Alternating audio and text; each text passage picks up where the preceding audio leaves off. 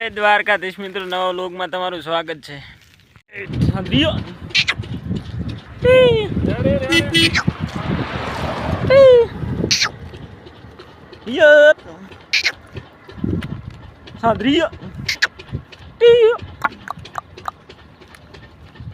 મિત્રો તો આપણે આવી ગયા છે જો ભેંસો ચારવા, અને અહીંયા ચરે છે ભેંસો. અને આવું આ છે આપણું ખેતર, ત્યાં લઈને આવ્યા છે. અહીંયા જાય છે રાય જુઓ આગળ, અને અહીંયા છે કાયડી. આ બધી ભેંસો ચરે છે. આ ભેંસોને આપણે જુઓ કાલ વાળ કાતરી નાખ્યા છે 4 ભેંસોને. અને ઓલી આપણે નવી ભેંસ લાવી, ઓલી ઊભી એ છે આ ચાંદરીની ફાડી. જુઓ ભેંસો હવે હાડે છે આગળ. જેઠો પડ્યો ખાયો જોરદાર. તો ચલો બતાવું તમને. જુઓ પોળ એવું છે અહીંયા,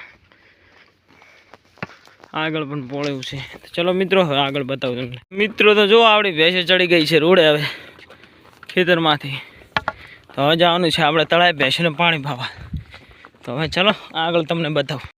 મિત્રો તો જો આપણે દૂધ ભરાઈને આવી ગયા છે આપણે આપણા વાડે.